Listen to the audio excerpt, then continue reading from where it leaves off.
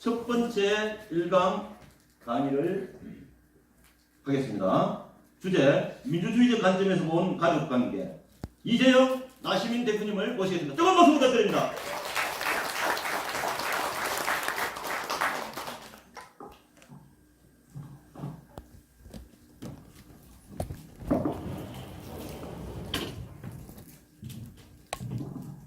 예, 반갑습니다. 그런데 이게 좀 무겁습니다. 그죠? 민주주의적 관점에서 본 가족관계. 이 여러 가지 가족에 대한 이론이 난무하기 때문에 제가 또 정치학자이기 때문에 정치학적인 관점에서 한번 풀어보도록 하겠습니다. 자랑 좀 하겠습니다. 이게 이제 제가 KBS 10년 토론에 출연했던 사진인데 잘생겼습니까? 텔레비에 나오면 다 잘생깁니다. 알겠습니까? 이게 머리에 무스도 막 바르고 파운데이션도 발라줍니다가 알겠습니까? 그래서 다 잘나게 깁니다. 이게 이제 박종진의 패노라마 나왔을 때인데 내가 봐도 잘생겼어요. 그죠? 지금하고 다르죠? 이거는 이제 YTN 나와서 앵커하고 대담하는 장면입니다. 이거는 이제 뉴스에서 전화로 토론하는 장면인데 가끔 제가 텔레비나 그런 데서 저 보면 아는 척, 저 사람 봤다 이렇게 해주십시오. 나머지 자료는 생략하겠습니다. 자, 그림 한번 보겠습니다. 여기 보면은 남편이 삼겹살 구우는데 그만 굽지 배불러. 밑에 뭐라고 써있습니까? 상추 씻고 마늘 씻고 금치 꺼내고 뒤처리 다 하고 지금 앉았다. 그죠? 이게 뭐냐면은 이 전통적인 가족관계입니다. 다시 말해서 자기 마음대로 자기 위주로 해석하는 겁니다. 아마 여기에 계신 분들 중에서 연세가 드신 분들은 이러한 경향도 아마 있으리라 그렇게 생각을 합니다. 자, 여러분과 함께 전통적인 가족관계를 한번 보도록 하겠습니다. 고리타분합니다. 그러나 그렇게 고리타분하지는 않습니다. 우리가 전통적인 가족관계에서는 삼강 오륜 가는 게 있어요. 여기서 이게 삼강 오륜이 어디서 나왔는가? 공자와 맹자의 말씀에서 나왔습니다. 그죠? 삼강은 공자의 군금, 신신, 부부자자. 다시 말해서 임금은 임금다워야 하고 신하는 신하다워야 하고 아버지는 아버지다워야 하고 아들은 아들다워야 한다. 여기서 나온 게 뭡니까? 삼강입니다. 가족 윤리를 빼보면요. 부의, 자강, 부의, 부강하는 두 가지가 있습니다. 자, 여러분 여기서 위자가 영어로 말하면 뭡니까? for입니다. for 알겠습니까? 위하여 알겠습니까? 자, 보세요. 부위부강. 아들은 아버지를 위하는 것이 근본이다. 그죠? 그 다음에 부위부강. 아내는 남편을 위하는 것이 근본이다. 이렇게 나와 있어요. 그죠? 그래서 이 전통적인 가족관계를 보면은 아버지와 아들은 수직관계입니다. 그죠? 그 다음에 부부도 뭡니까? 부부도 수직관계. 이처럼 계급적인 관계로 나뉩니다. 그죠? 오륜을 보면은 이게 맹자의 인의 예지신에서 나왔는데 2번, 3번, 4번 한번 보세요. 부자유친. 아버지와 아들은 친함이 있어야 되고 이렇게 해석을 합니다. 그런데 여러분들 하문에서요. 친자는 효용 관계를 나타내는 겁니다. 그래서 아버지와 아들은 그 관계다워야 하고 다시 말해서 아버지와 아들은 계급이 있어야 돼요. 계급. 이게 바로 오륜입니다. 부부 유별 할 때 별자를 잘 보세요. 구분한다. 구분한다는 것은 동일한 것을 구분하는 것이 아니고 위와 아래를 구분한다는 것입니다. 그래서 부부 사이에서 남편은 위이고 아내는 아래다 이런 뜻입니다. 장유유서 이 서자가 질서입니다. 질서이기 때문에 장유유서 형제간에도 위아래가 분명하게 갈린다 하는 것이 오륜입니다. 그래서 우리가 전통적인 관계를 보면은 아버지는 위요 자식은 아래다. 남편은 위요 아내는 아래다. 이게 전통적인 관점입니다. 자, 다시 한번 보겠습니다. 자, 옛날에 이제 우리가 아마 여러분 봤죠? 2017년에 역적하는 드라마 했는데 여기서 이제 아모개가 참봉을 살해합니다. 그죠? 살해하니까 참봉 부인 박씨가 강상죄로 고발을 했어요. 강상이 뭐냐? 강상. 이 강자가 바로 삼강할 때 강자입니다. 기본. 알겠습니까? 삼강할 때. 그래서 강은 삼강과 오륜을 의미합니다. 상은 뭐냐면 항상 상자인데 항상 상자는 항상 존재하는 것이기 때문에 법률을 의미합니다. 그래서 3강 5류의 법도를 어긴 죄. 다시 말해서 뭘 어겼습니까? 장유유서를 어겼고 우의 군의 신강을 어겼습니다. 그래서 강상의 죄로 고발한다 하는 말이 있습니다. 자, 형제 간의 관계를 보면요, 여러분들 기분 나빠할 거예요. 뭐냐, 자, 위에 한번 보세요. 형제 자매, 형제 자매는 동기이생, 그죠? 같은 기운을 타고 태어났다. 형우 제공, 형은 우애로서 대하고 형은 우애로서 대하고 아우는 공경한다. 형을 불감원노, 감히 뭡니까? 원망하거나 썩내지 않는다. 다시 말해서 이 전통적인 관점에서 보면은 형은 항상 위이고 동생은 뭡니까? 항상 아래로서 복종을 해야 된다. 이런 관계가 우리 전통적인 가족 관계입니다. 자, 그럼 가족 구성 간 갈등을 한번 볼게요. 부부 갈등. 자, 여러분, 이 조선시대 때는요, 부부, 남편은 뭡니까? 위이고 아내는 아래예요. 내가 말하는 게 아니에요. 정차들이 남편은 위고 아내는 아래이기 때문에 무조건적으로 복종해야 돼요. 무조건적으로.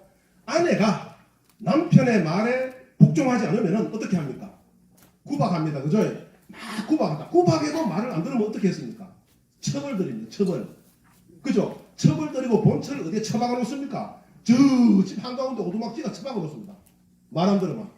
이처럼 조선시대 때는 부부 간에 갈등이 있을 때는 아내가 남편의 말을 들을 수밖에 없어요. 그런 구조가 되어 있습니다. 그러면 부부 간의 갈등에서 가장 아내가 죄를 짓는 게 뭐냐면 한번 보세요. 여러 가지가 있지만 여기서 여러분들 6번 한번 보세요. 말이 많음. 현대로 치면요, 저 한 구석 쳐박고 애가 오두막 치면 좋게 갈 사람 많아요. 그죠? 말이 많음. 보통 말이 많잖아요. 그죠? 말이 많음. 그래서 부부 간의 갈등은 해법은 아내가 남편의 말을 잘 듣는 것 이외에는 없었습니다. 자, 그 다음에 부모와 자녀 간의 갈등이 있습니다. 자, 가정에서 부모는 항상 자식에게 가문의 번영을 위해서 일하려고 합니다. 어떻게든 과거에 합격해서 가문을 빛내려고 합니다. 근데 말을 안 듣잖아요. 말을 안 들으면 뭡니까? 가문에서 축출합니다. 여러분, 호적을 판다 하는 말 들어봤습니까? 들어봤습니까? 예, 과거에는 호적을 팠어요. 어떻게 팠습니까? 과거 종법 제도 하에서요, 종소는 가문에서 가문의 구성원을 축출할 권리가 있어요. 그래서 과거에 가문의 번영에 도움이 안 된다. 이놈 이거 아버지한테 불려하고 안 되겠다. 이렇게 하면은 호적을 파가 버립니다. 그래서 조선시대 때 아버지와 아들, 부모와 자식 간의 갈등이 생겼을 때 갈등의 해법은 딱 한 가지밖에 없어요. 뭡니까? 말 듣는 수밖에 없어요. 말 듣는 수밖에. 그 외에 다른 방법이 전혀 없어요. 자, 그 다음을 보면은, 그럼 불량을 어떻게 처벌하느냐? 무서워요. 첫째 한번 보세요. 부모나 조부모를 모살하는 행위는 미수라도 참수, 죽였을 경우에는 능지처참이다. 자, 여기서 모살을 모살. 모살이 뭐냐면 모자가 계획할 모자입니다. 의도적으로 죽였을 때는 뭡니까? 참수. 머리를 뜯어준다. 그 머리 알겠습니까? 그런데 죽였을 때는 능지처참이다. 능지처참이 뭔지 압니까? 예, 어떻게 하는 거 하면은 무서워요. 사람을 형틀에 묶어놓고 살을 하나하나 절여냅니다. 하나하나 절여, 살을 다 절여내고 나면은 모가지 끊고 팔 끊고 다리 끊고 끊어가지고 죽이는 겁니다. 이게 능지처참입니다. 자, 그 다음에 부모나 조부모를 굿하는 행위. 자, 보세요. 치사하였을 때는 능지처참, 과실치사는 장형 백과 유형 삼천리. 자, 여러분, 장형이 뭐냐면 지팡이 장자잖아요. 그죠? 여러분, 이 사극 같은 데 보면 곤장 때리는 거 맞습니까? 곤장 때리는 거. 그게 바로 장형인데요. 이게요, 100대 맞으면 죽어요. 죽인다는 거예요. 죽인다는 거. 왜? 과거 조선시대 때는 항생제가 있습니까? 없습니까? 없어요. 100대 맞으면은 군디 먼저 다 이겨져요. 죽인다는 말입니다. 거기서 혹시라도 살아나면 어디 보냅니까? 삼천리 유형을 보냅니다. 무시무시한 거입니다. 부모를 죽이면. 두 번째 한번 보세요. 과실상해는 장형 100과 도형 3년. 마찬가지로 실수로 부모를 죽였을 때 장형 100 죽인다는 거예요. 여러분들 사극 보면은 막 권장만 맞고 약 바르고 살아나지요. 90%가 죽었어요. 죽고 나머지 10%는 뭡니까? 도형은 징역입니다. 징역 살릴 거예요. 그래서 이 부모를 행한 죄는 정말로 큽니다. 자, 여러분, 이게 바로 장형입니다. 사극 같은 거 보면은 옷 입혀놓고 때리죠. 그죠? 그 거짓말이에요. 원래 장형은요, 궁디 가재끼놓고 때립니다. 알겠습니까? 궁디 가재끼놓고 때리는, 저 비서 궁디요 가재끼놓고 하잖아. 그죠? 가재끼놓고 때리는데 100대가 아니라 20, 30대만 맞아도 거진 죽어요. 그래서 부모에 대한 불효 엄청나게 크게 처벌을 했습니다. 장형과 다른 게 태형이에요. 태형은 뭐냐 하면은 대나무나 쌀대로 궁디 까짝해놓고 때리는 겁니다. 요거는 내치는 거기 때문에 죽진 않아요.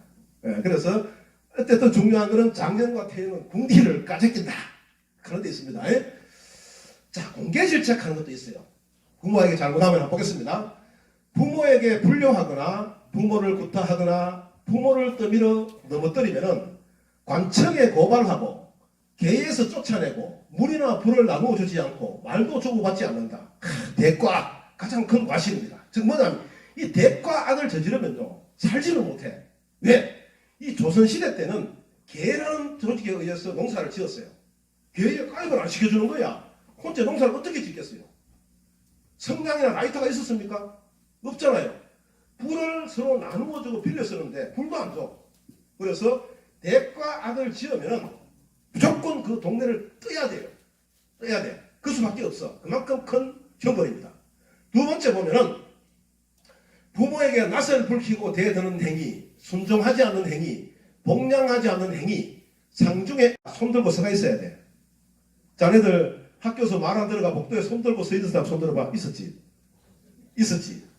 몸뚱이가 그야말로 쪽다각으로 만든다는 겁니다. 알겠습니까? 여러 사람에서 꾸짖고 손들고 서 있고, 그죠? 이만큼 부모에 대한 형벌은 크다. 그렇게 볼 수 있습니다. 그런데요, 참고로 하나, 이 조선시대 때 부부 사이에는 갈등이 굉장히 적었어요. 그 이유가 뭐냐면, 첫째, 문화적 배경이 비슷한 거예요. 유교적 관점에서 남자는 뭡니까? 항상 아내의 일에 간섭하지 말라고 배웁니다. 아마 나이 드신 분들 어릴 때 부엌에 들어가면 어머니들이 뭐라 합니까? 들어가지 마라. 뭐 떨어진다 합니까? 불 떨어진다 하잖아요. 그죠? 그만큼 과거 전통에서는요, 남자와 여자의 구분이 확실했어요. 그걸 배우고 자랐어요. 그래서 같은 유교적 관점에서 부부 유별, 부의 부강을 배우고 컸기 때문에 남편과 아내 사이에는 갈등이 굉장히 적었습니다. 두 번째 갈등이 적은 게 뭐냐면은 남기 여가혼입니다. 이게 뭐냐면 들어보세요. 여자 집에서 결혼하고 남자가 귀가한다. 남기 여가혼입니다. 친형제도록 하죠. 친형은 이 옛날에 결혼하고 나서 남편 집에 안 살았어요. 몇 년 동안 아내 집에 살았을까요? 1년 넘었어요. 10년 가까이 살았어요. 특히 신인성 같은 경우에는 몇 년 살았는고 19, 29, 20년 동안 여자 집에서 살았어요. 살다가 본가로 왔어요. 여러분 신인선이가 누군지 아십니까? 누구예요? 네, 신사임당이죠. 그래서 율곡 이이가 어디서 태어났어요? 강릉. 신사임당의 고향인 강릉에서 태어나서 6살 때까지 크다가 파주로 왔어요. 이처럼 과거에는 여자 집에서 결혼하면은 거의 20년 동안 했습니다. 20년 동안 여자는 여자 집에 있습니다. 있고 남자가 왔다리 갔다리 합니다.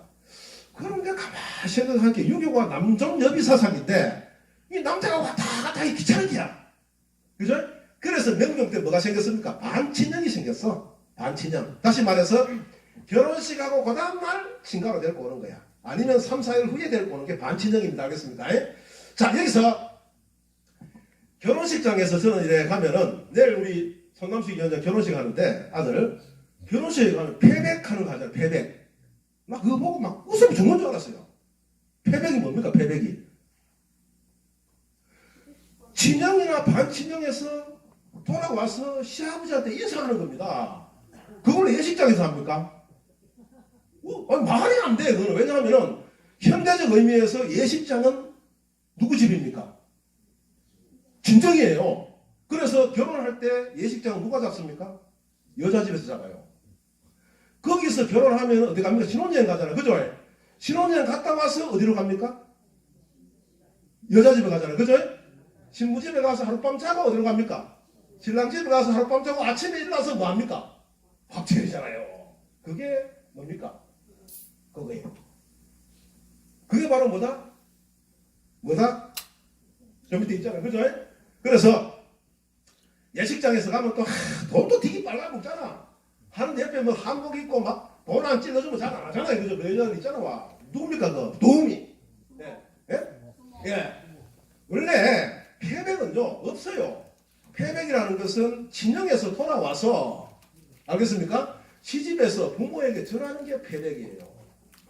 그런데 예식장에서 돈 벌려고 폐백하는 거 만들어 놔가지고 막 음식도 해야지. 그 뭐 도우미한테 뭐 돈도 찔러줘야지. 여러분들 여기서 자녀들 결혼시키는 분들이 있을 겁니다. 그죠? 있는데 이게 폐백을 현대적 관점에서 해석을 해도 예식장에서 폐백하는 것은 전혀 근거가 없는 제도입니다. 그럼 하지 마세요. 본도입니다. 아시겠습니까? 자, 현대적 의미에서 가족관계 한번 보겠습니다. 자, 현대적 의미에서 부부는 평등하고 존경을 해야 된다. 부모는 자녀를 이해해야 된다. 형제는 우정으로 대해야 된다. 이 단순한데 이론은 엄청나게 많아요. 말하는 사람마다 달라. 그래서 저는 전체학적인 관점에서 이 가족관계를 이해해 보도록 하겠습니다. 자, 보겠습니다. 민주주의의 이념 한번 보겠습니다. 자유. 자, 여러분, 제가 이 사람을 한 대 쳤습니다. 딱 쳤습니다. 이거 자유 맞습니까? 뭡니까? 왜 자유가 아닙니까? 그렇죠. 자유는 내 마음대로 하되 타인의 자유를 침범해서는 안 됩니다. 두 번째, 내가 신나치당을 만들어가 총칼 들고 대한민국 정부한테 총칼을 겨누면 어떻게 됩니까? 자유입니까? 아닙니다. 왜 아닙니까? 공동체가 무너지면 안 됩니다. 자유에는 두 가지 조건이 있어요. 첫째는 타인의 자유를 침해해서는 안 된다. 두 번째는 뭡니까? 공동체가 붕괴되어서는 안 된다. 그 두 가지 조건이 있어요. 그 두 가지 이외에 내 마음대로 하는 것이 뭡니까? 자유입니다. 그런데 문제는 자유의 조건이 있어요. 보겠습니다. 건강, 교육, 필수품이 반드시 충족돼야 된다. 내가 아프다. 교육도 못 받았다. 먹고 살 것도 없다. 내가 자유를 누릴 수 있습니까? 없잖아요. 건강에 종속이 되고 필수품에 종속이 되고 교육에 종속이 되는 거야. 그래서 우리가 자유를 누리기 위해서는 뭡니까? 건강, 교육, 필수품이 완비가 돼야 되는데 이건 누가 책임져야 된다? 국가가 책임져야 됩니다. 에이, 국가가 왜 책임지노? 책임져야 됩니다. 왜? 내가 아프고 싶어 안 봅니까? 안 그렇습니까? 자, 내가 돈을 암만 벌려고 해도 못 벌 수도 있어요. 내가 어느 골목에 전빵을 하나 차렸다. 그 중에 세븐일레븐이 3개 들어왔다. 내가 돈 벌 수 있습니까? 없습니까? 없잖아요. 구조적 문제. 자, 장애인들. 내가 장애인 되고 싶어 됐습니까? 아니잖아요. 그래서 이와 같이 인간이 인간으로서 최소한의 가치를 향유할 수 있는 재정적 지원은 국가가 책임지는 게 맞다. 이렇게 볼 수가 있습니다. 두 번째는 뭐냐 하면은 배워야 됩니다. 모르면은 어떻게 합니까? 남의 자유를 침범합니다.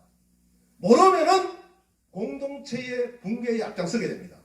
그래서 자유에는 반드시 교육이 필요한데 자유 중에서 가장 중요한 자유가 뭡니까? 반대입니다. 반대 아니요 하는 거. 자, 그런데 어떤 조직이든 가면 반대하면 뭐라 합니까? 분란 세력이다. 분란 세력이 하잖아요. 그죠? 그거는요 아주 위험한 발상이에요. 왜냐하면 반대가 발전의 기본이에요. 자, 여러분 남녀 평등 한번 보겠습니다. 우리나라에서 남녀 평등이 언제 됐습니까? 얼마 안 됐죠, 그죠? 과거에는 이야기했죠. 남자는 위, 여자는 아래였잖아요. 거기에서 반대했잖아요. 아니요 그랬잖아요. 그죠? 아니요 하는 게 나와서 정권과 싸워서 지금은 남녀 평등이 됐어요.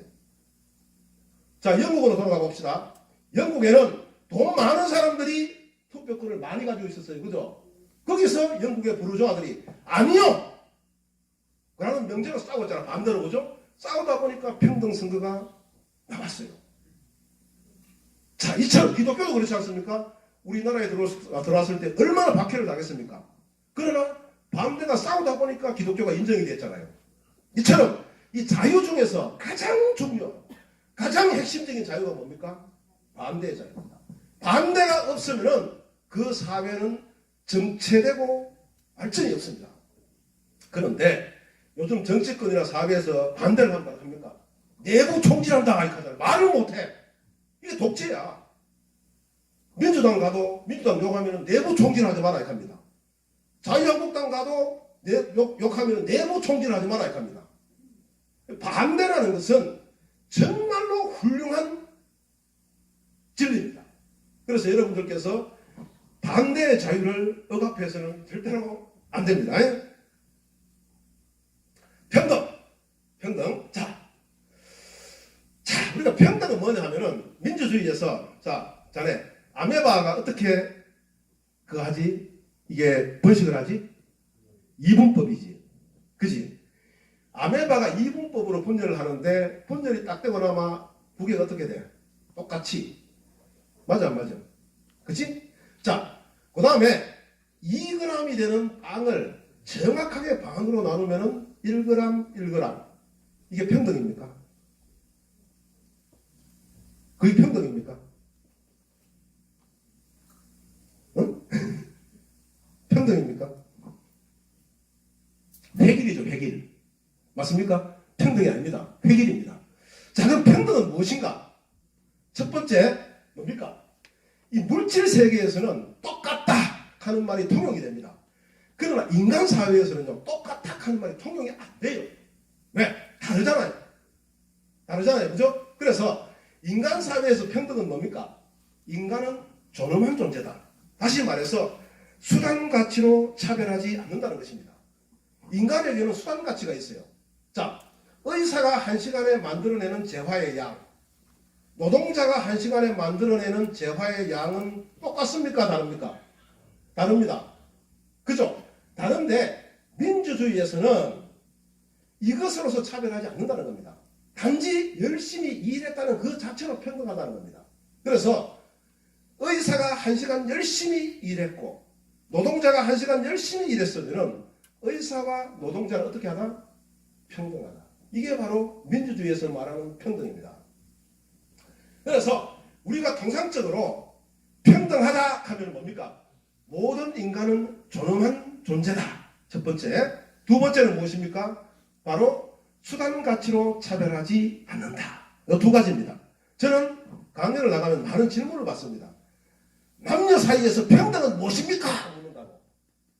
자, 여러 가지가 있어요. 자, 만약에 남편이 경제적 활동을 하고 아내가 전업주부다. 평등은 뭡니까? 월, 하, 수, 목, 금은 아내가 일 다 해야 돼, 집에 일. 남편 보고 도와달라 하면 안 돼요. 월, 하, 수, 목, 금은. 낮에 할 일 실컷 쌓아놨다가 남편 퇴근하면 이거 좀 해줘 하면 안 됩니다. 알겠습니까? 밤에 할 일까지 다 해야 돼요. 전업주부이기 때문에 다 하고. 토요일, 일요일 휴식이잖아. 그죠? 어떻게 해야 돼요? 같이 해야 돼요. 그게 바로 가사일에 대한 평등. 전 밖에 나가면 질문을 많이 받는데 정치학적인 관점에서 풀만 들었으면 알겠습니까?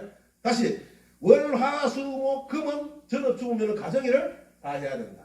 안 하고 난가 놨다가 남편하고 농갈라 하려고 하면은 안 됩니다. 알겠습니까? 대신에 토요일, 일요일은 농갈라 해야 돼요. 알겠습니까? 그게 가사일의 평등이에요. 그럼 밖에 나가면은 친구하고 술을 한잔 해야 되는데 돈을 누가 냅니까? 자, 여기서 친구가 중학교, 고등학교, 대학교 친구 같으면 같이 내야 돼요. 똑같이. 왜냐하면은 학생이라는 개념에서 용돈이라는 개념이 별로 차이가 안 나요. 그죠? 위하고 아래하고 똑같이 내야 됩니다. 그러나 사회에 나가서 안정된 삶을 살고 있을 때는 달라요. 가령 예를 들어서 이 사람이 한 달에 500만 원 타. 알겠나? 야는 100만 원 타. 만날 때마다 네 많은 짓 하고 네 많은 짓 하면 야가 죽어나겠지. 그렇잖아. 맞나 안 맞나? 그지? 사회에 나가서는 돈 많이 버는 사람이 그만큼 많이 사야 돼요. 야가 500만 원 벌고 야가 100만 원 번다. 그럼 야가 한 번 살 때 한 몇 번 사야 돼요? 5번 사야 돼요. 이게 평등입니다. 이게 평등이에요. 아, 그러면 모임에서는 어떻게 하는데요? 묻는다고. 모임. 예. 우리가 개라든가 모임이 있잖아요. 그죠? 개라든가 모임은 그 개나 조직을 유지하기 위한 최소한의 금액을 걷잖아요. 그죠? 같이 내야 돼요. 같이 내야 돼요.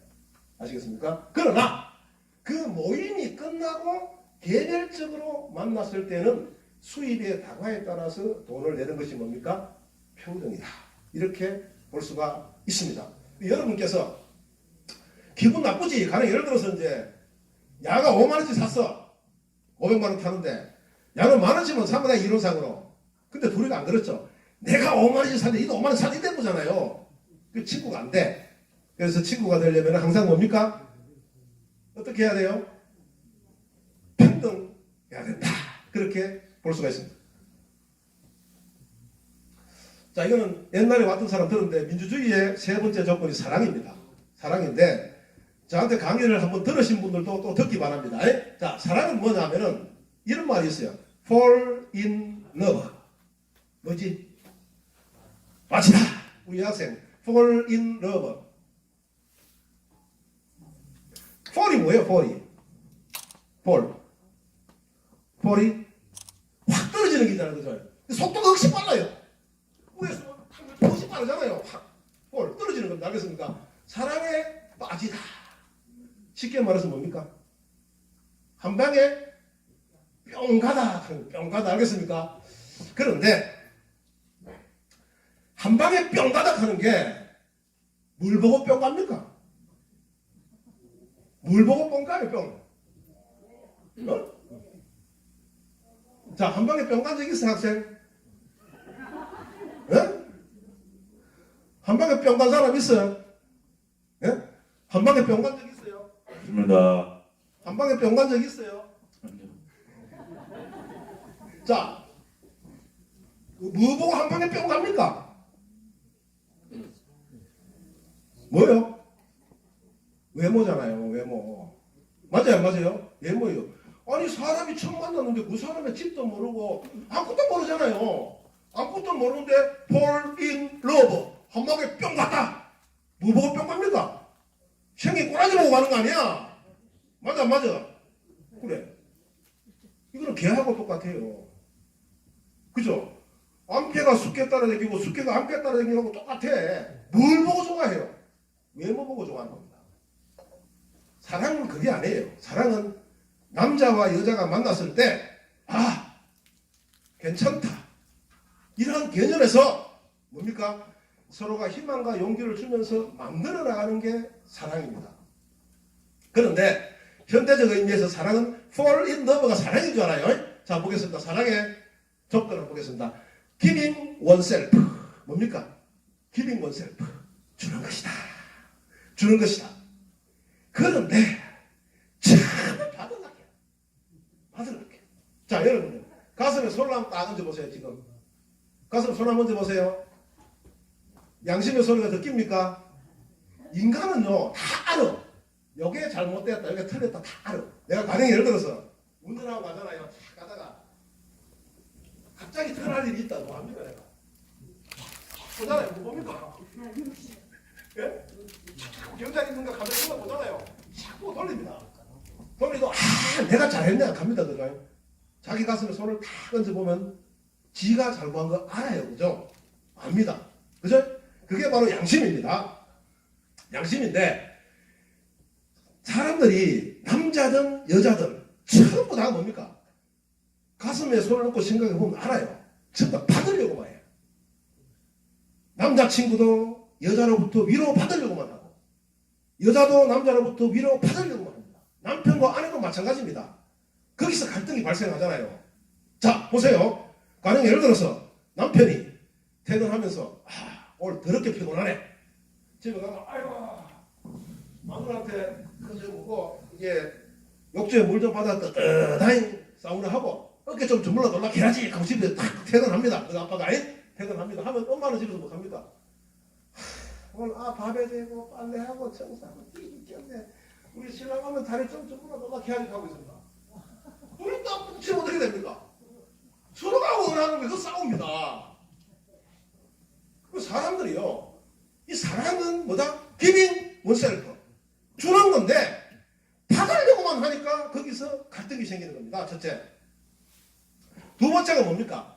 대상의 문제력입니다. 막 사귈 때는 잘해줍니다. 선물도 해주고 막 해줍니다. 그죠? 막 해주다 막상 결혼 딱 하면 어떻게 됩니까? 예? 안 주죠?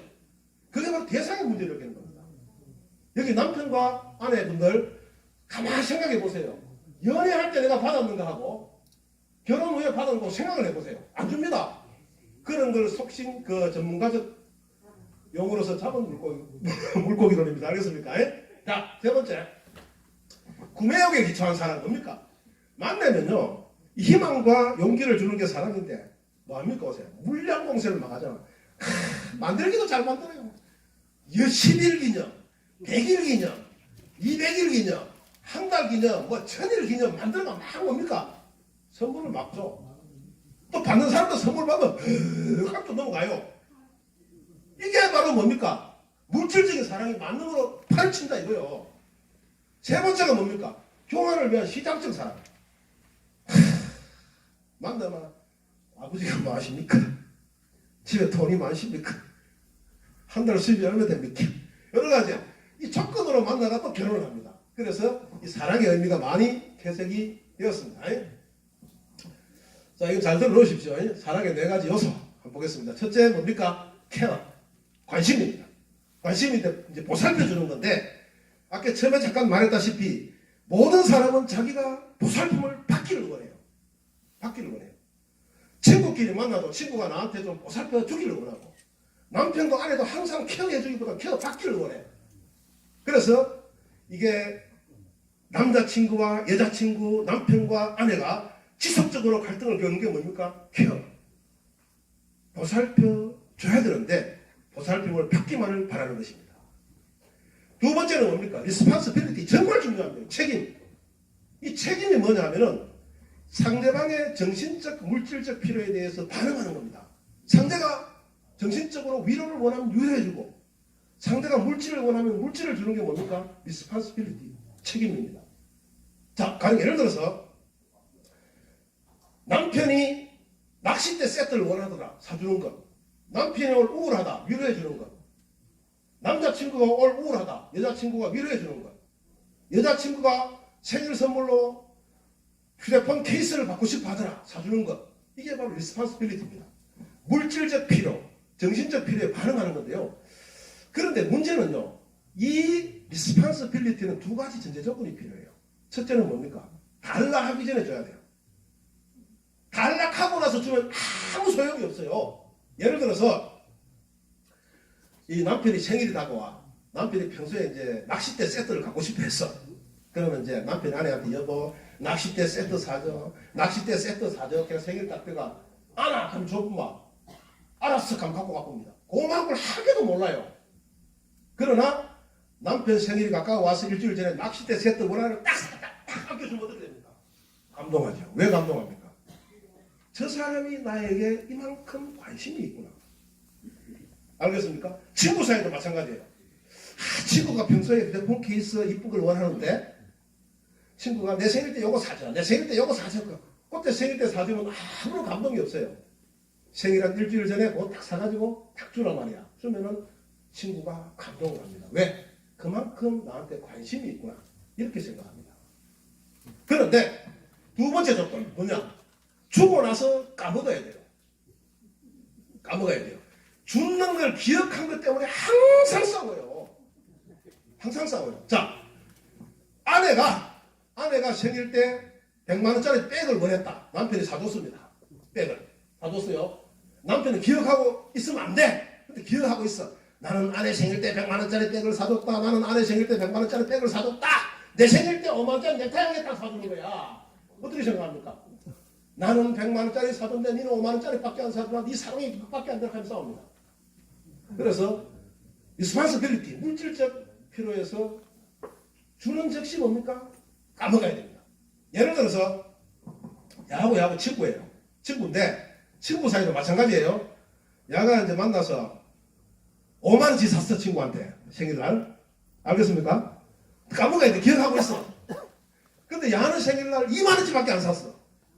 그럼 어떻게 됩니까? 넌 어떤 생각을 하겠어? 너 다음에 3만 원치 더 사야 된다 이런 생각하고 있거든. 그죠? 너는 다음에 3만 원치 더 사야 된다 생각하잖아. 근데 야는 어떻게 생각합니까? 네가 한 번 샀을 때 나도 한 번 샀다 펑땡 이렇게 합니다. 그것서 싸움하는 겁니다. 그것서 그죠? 그 싸움하는 거예요. 그래서 리스폰시빌리티는요 잊어버려야 돼요. 알겠습니까? 첫 번째 뭡니까? 달라 하기 전에 줘라. 주고 나서는 까먹어라. 그걸 까먹으면 되게 맛있습니다. 알겠습니까? 까먹어야 됩니다. 자, 세 번째는 뭡니까? 리스펙트. 제가 밖에 나가면요 리스펙트가 뭐냐? 라고 물으면 대다수의 사람들이 합니다. 또 맞드는 거예요? 아닙니다. 리스펙트는요 나와있죠? Look at as it is. 있는 그대로 봐주는 겁니다. 있는 그대로 봐주는 것. 자, 뭐냐면은 있는 그대로 뭐? 상대를 존중하는 것 첫 번째.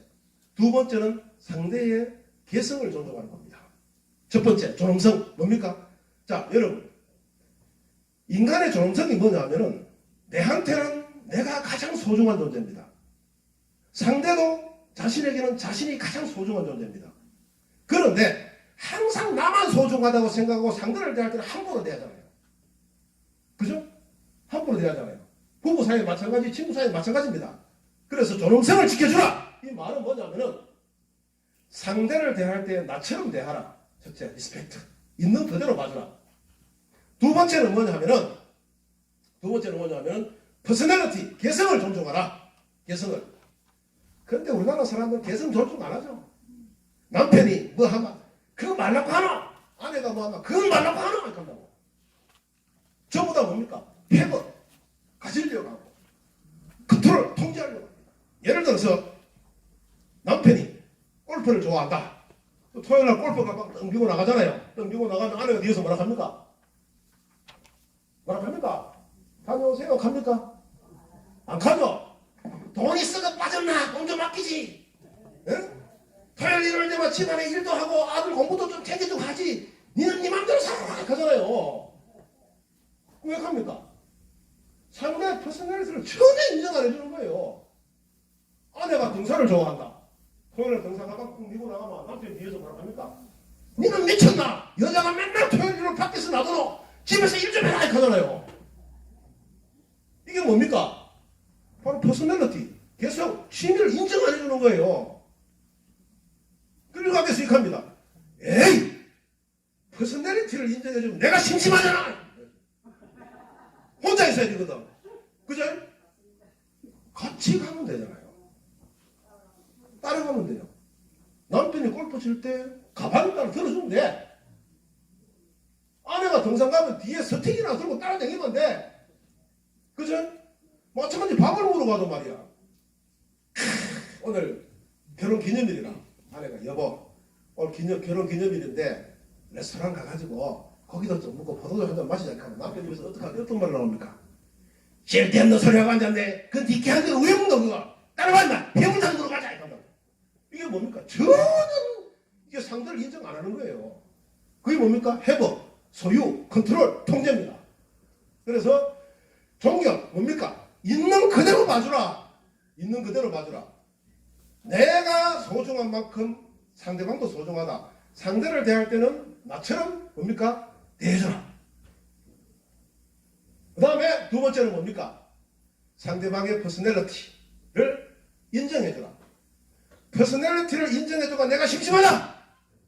어떻게 하라고? 따라가면 됩니다. 이게 바로 뭡니까? 사랑입니다. 지식은 아는 거니까 별 내용이 없습니다. 자, 민주주의적인 관점의 갈등 해결 한번 보겠습니다. 어떤 이 말에 이게 나와 있어요. 아내 말을 잘 듣자. 주는 대로 쳐먹어라. 나도 언젠가는 쓸모가 있겠지. 이거는 평등, 이거는 민주주의가 아닙니다. 이거는 뭡니까? 여성 상입니다. 평등이 아닙니다. 예. 자, 부부 갈등. 에이! 평범한데? 아닙니다. 왜 아니냐? 우리가 민주주의의 이념, 자유와 평등과 사랑을 배웠습니다. 거기에 기초해서 부부관계를 분석해보자 이 말입니다. 와, 자, 보겠습니다. 자유, 뭐라 했습니까? 상대의 자유를 침해해서는 안 된다. 공동체를 붕괴시켜서는 안 된다는 조건 하에서 내 마음대로 하는 게 뭡니까?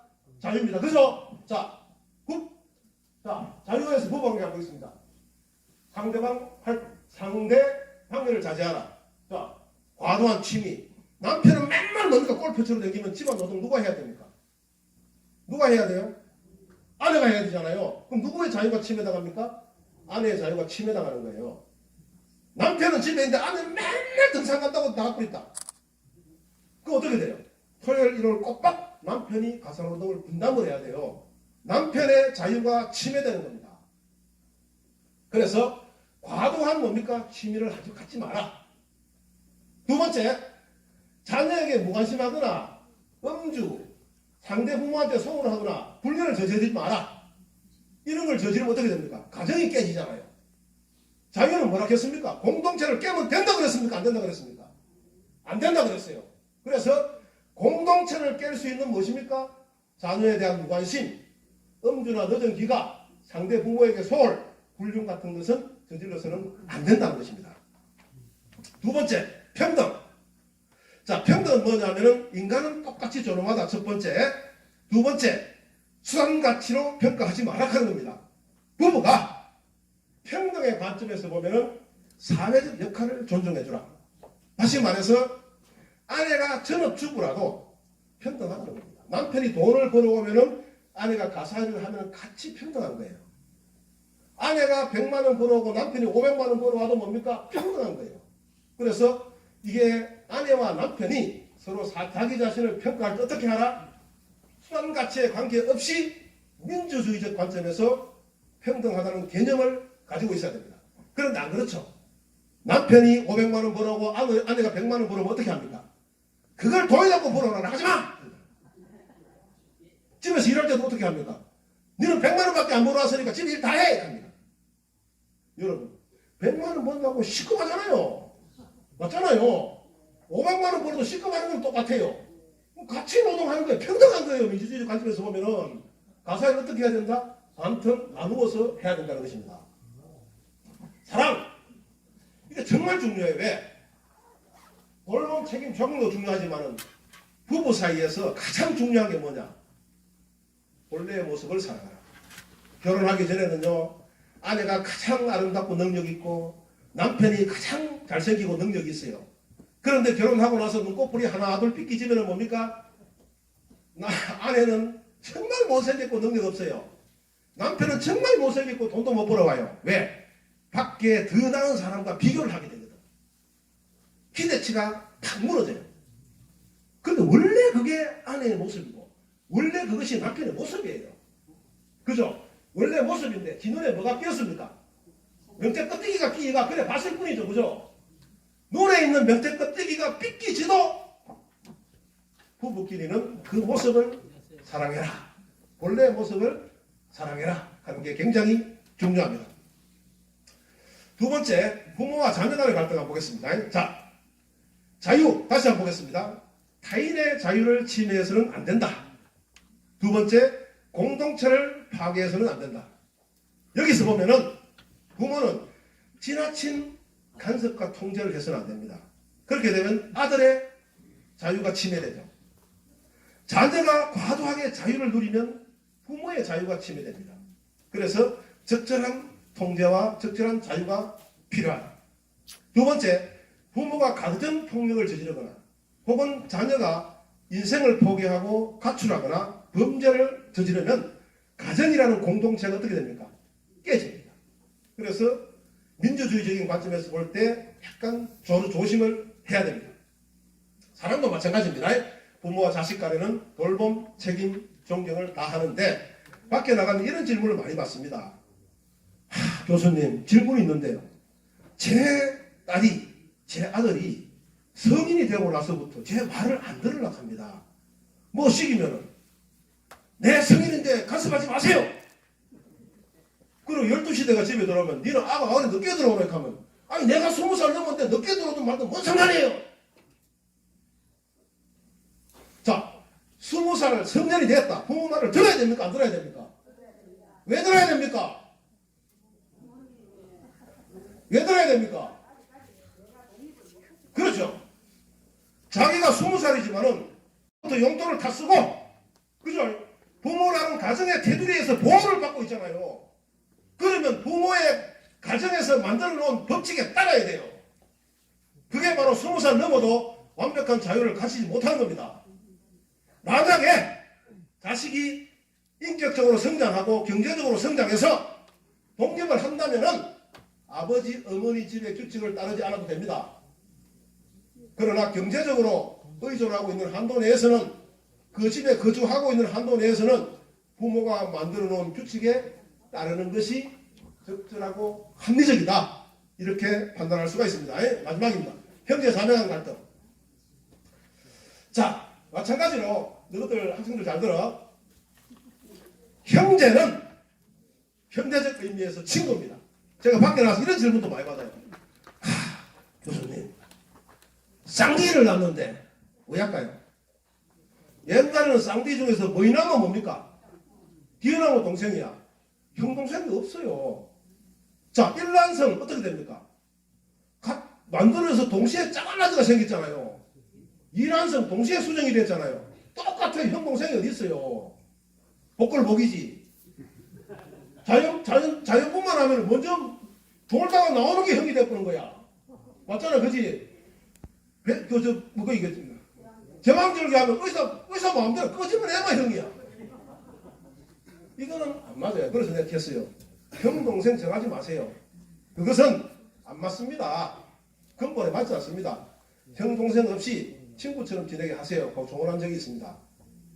즉 뭐냐면은 형제는 친구입니다. 친구인데요. 요새 보면 1살, 2살 많다고 너희들 그렇지. 집에 가면 형 있어. 형 있는 사람. 형 있어. 네 막 동생한테 묵지. 자, 뭐냐면은 특별한 경우 통상적으로 형이 동생을 되게 간섭해요. 1살 많은데 2살 많은데 그 친구인데 사회 나가면 1~2살 다 친구잖아요. 그래서 지나치게 간섭하면 동생의 자유가 침해돼요. 또 동생은 쫙 일러주죠. 엄마 형이 일러주잖아요. 그죠? 일러주면은 또 엄마가 형을 뭐라 하잖아. 그 형의 자유가 또 침해되는 거야. 그래서 지나치게 간섭과 세대한 고자리를 하지 마라. 그 다음에 경쟁으로 인한 물리적 충돌을 하지 마라. 형제간끼리 싸우고 죽이고 하는 것도 있어요. 그러면 가정이 깨집니다. 그래서 공동체가 무너질 수 있는 행동은 하지 마라. 두 번째는 평등입니다. 즉 뭐냐면은 이 가정에서 형제는 통상적으로 1~2살 차이가 나요. 친구예요. 친구이기 때문에 형이 됐다고 해서 동생을 시켜먹고 무시하고 하면 안 됩니다. 형제는 뭡니까? 항상 친구입니다. 친구이기 때문에 가정에서 청소를 한다든가 집안일을 할 적에도 항상 평등하게 해야 된다. 그렇게 볼 수가 있습니다. 자, 사랑, 형제간끼리 돌봄, 책임, 존경 마찬가지입니다. 여러분, 서양에는요 이러한 속담이 있어요. 형제는 역경을 극복하기 위해서 존재한다. 우리나라에서는 형제가 상과 하로 구분되어 있지만 서양에서는 좌와 우입니다. 좌와 우고 형제가 존재하는 목적, 이유는 고난과 역경의 극복이다. 이런 속담이 있습니다. 그래서 여러분들께서 학생들도 마찬가지 동생이 있다면 동생과는 친구입니다. 부모님들도 형제간끼리는 친구라는 생각을 가지고 평등하게 대우를 해줘야 된다. 그렇게 생각합니다. 예, 이상 제 강의를 마치겠습니다. 감사합니다.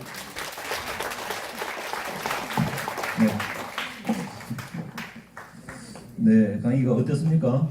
아주 대단하시죠. 근데 조금 이제 늦게 오신 분이 계셨는데 목소리가 하도 커가지고 후문에서부터 들려가지고 길 찾아오는데 쉬웠답니다. 아주 대단한 확신을 가지신 분입니다. 우리 나시민 대표 이재영 대표님께 다시 한번 뜨거운 박수 부탁드립니다. 네, 이제